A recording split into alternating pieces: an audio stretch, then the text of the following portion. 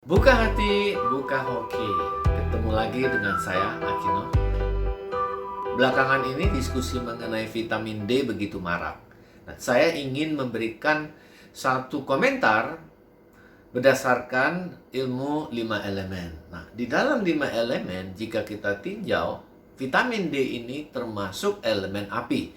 Kenapa disebut dengan elemen api? Sumber utama vitamin D ini adalah dari matahari. Nah, berdasarkan ini kita dapat mengkategorikan dia sebagai elemen api. Hal kedua yang menarik adalah penelitian di Taiwan yang menunjukkan makanan-makanan kering ya. Nah, istilah kering ini tentu kita perlu klarifikasi. Kering karena apa gitu. Ini kering karena matahari, bukan kering dari oven. Nah, makanan-makanan yang dikeringkan oleh matahari, kadar IU-nya itu naik hampir 10 kali lipat. Sebagai contoh, misalnya shiitake ataupun xiangku atau bahasa Hokkiennya hyoko. Dalam 100 gram hyoko yang segar, itu kadar IU-nya hanya 84, tapi ketika dia dijemur oleh matahari, dia meningkat menjadi 672 IU. Nah, kata-kata 672 berdasarkan penelitian di Taiwan ini cukup hati-hati, karena saya melihat diskusi mengenai vitamin D ini adalah wilayah ilmuwan yang masuk ke wilayah umum. Nah, apa yang perlu dihati-hati? Satu hal, setiap ilmuwan ingin menciptakan namanya teori umum. Apa itu artinya teori umum?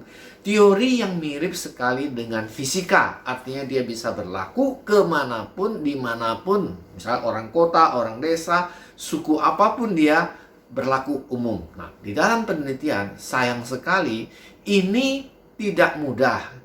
Karena untuk mencapai teori umum, hukum fisika sendiri memiliki keterbatasan informasi. Kenapa saya sebut demikian? Contoh, hukum Newton itu sekarang ini sudah dikalahkan dengan hukum kuantum. Contoh, di dalam hukum kuantum, sebuah elektron yang ditembakkan akan lurus. Tapi ketika seorang peneliti mengatakan, kalau saya intervensi dengan halangan, kemungkinan dia bisa bergerak kiri dan ke kanan. Dan ternyata penelitian itu membuktikan benar bahwa dia ke kiri dan ke kanan.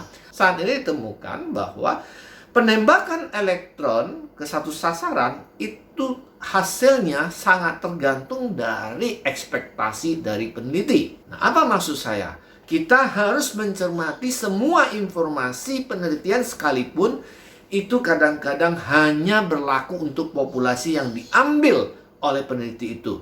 Nah, ketika mau menjadi teori umum yang berlaku kepada siapapun, itu prosesnya sangat panjang. Pertama mungkin meta-analisis. Meta-analisis itu artinya kumpulan dari penelitian A, B, C sampai ribuan itu ditarik satu kesamaannya. Jadi mencari homogenitas dari heterogenitas. Itu tidak mudah ya. Kalau kita mencermati hasil penelitian meskipun dilaporkan oleh tokoh-tokoh, kita harus menggunakan pertimbangan kita untuk memutuskan mana yang terbaik. Dan berdasarkan 5 elemen, karena 5 elemen adalah prinsip hukum alam semesta, kita bisa menggunakan akal sehat kita untuk mencerna apa yang terbaik untuk diri kita. Kembali ke hukum 5 elemen. Vitamin D adalah elemen api. Nah, tapi kenapa dia diproduksi di ginjal? Dan ketika seseorang mengalami kerusakan organ di lever dan di ginjal, maka produksi vitamin D-nya pun menjadi terganggu. Ini sesuai dengan hukum 5 elemen. Kayu menghidupkan api. Jadi ketika seseorang levernya rusak, maka dia tidak dapat menghasilkan vitamin D. Ya, berarti dia api. Kemudian kenapa ginjal? Ginjal kan air. Jangan lupa, ada 2 sumber air di dalam tubuh kita. Dan air yang positif adalah air yang bisa naik ke atas.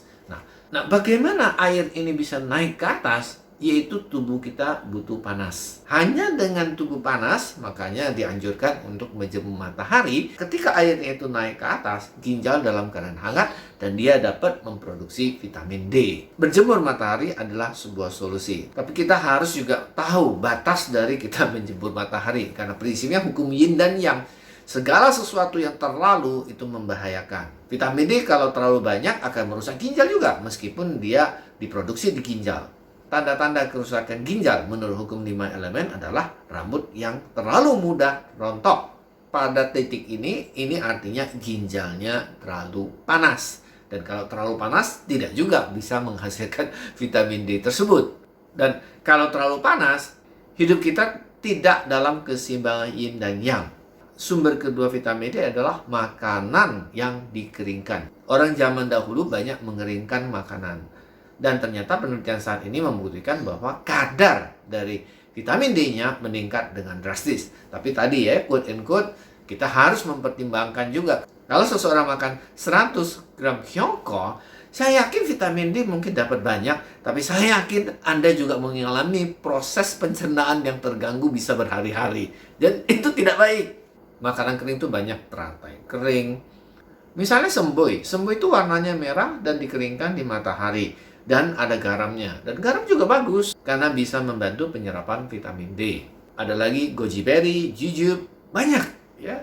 Termasuk juga ikan asin. Jadi mungkin bagi kita yang sekarang ini kurang makan ikan asin, tidak ada salahnya mulai sedikit mengkonsumsi ikan asin. Karena semua yang menerima api dari matahari itu meningkatkan kadar vitamin D. Sumber vitamin D ketiga adalah dan tubuh kita sendiri. Apa? Tubuh kita memiliki namanya matahari dan bulan. Ini bukan sekedar slogan dan wacana.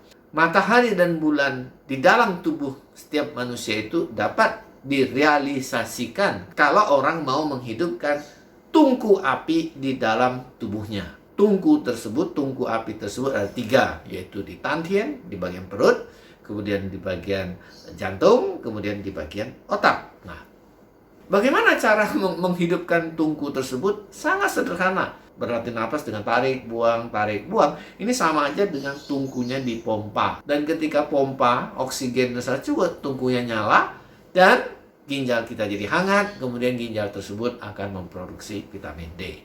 Senam juga bisa menghangatkan ginjal kita, yaitu dengan cara menggosokkan tangan, dan setelah panas, kita menempelkan ke bagian pinggang kita. Setelah beberapa waktu, ya kita hangatkan lagi. 3 set ya. Set kedua, kemudian ketiga. Selain itu, jika saya perhatikan reaksi tubuh saya ketika menjelang flu, awal sekali itu adalah tenggorokan tidak nyaman. Entah gatal, entah kering. Maka segera tangan kita hangatkan daerah tenggorokan kita dengan telapak kita. Dan mudah-mudahan dengan cara ini saya hampir 10 tahun ini sangat jarang terserang oleh flu. Hal lain untuk meningkatkan panas tubuh kita adalah paling gampang minum air panas. Menurut penelitian di Jepang, kenaikan 1 derajat suhu tubuh kita, maka imunitas kita meningkat puluhan %. Bagaimana? Penasaran kan? Silakan Anda buktikan. Nah, kali ini saya menantang untuk dibuktikan. Jangan percaya kata-kata saya. Anda perlu membuktikan dalam kehidupan Anda sendiri. Karena yang paling penting, hasil dan bukti bukan sebuah teori. Terima kasih telah menonton. Sampai ketemu.